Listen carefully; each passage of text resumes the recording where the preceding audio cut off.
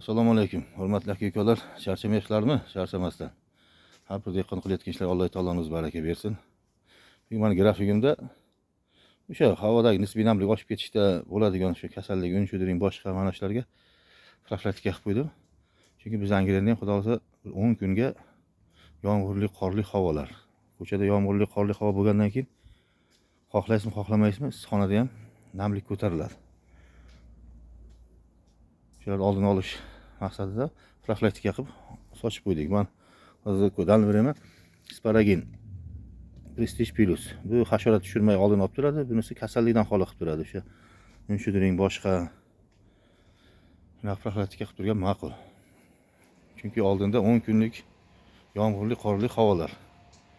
Xohlasangiz, xohlamasangiz issiqxonada namlik ko'tariladi. Shu oldini olib turish maqsadida. Chiroyli sochib qo'ydik mana. Yashil massamiz holati yaxshi, yomon emas, xudo xolasa.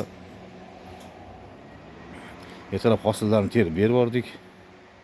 Hosil terib bo'lgandan keyin bu preparatni o'shani sochgan ma'qul. Biologiya bo'ladimi, boshqa bo'ladimi? Hosilni tergandan keyin sochish yaxshi-da. 5-6 kun hosil pishgancha bu ham o'zi kelib qoladi joyiga. Charchamanglar aka-ukalar, charchamanglar.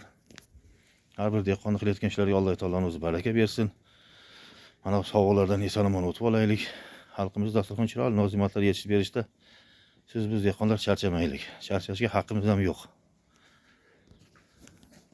Charchamanglar aka-ukalar.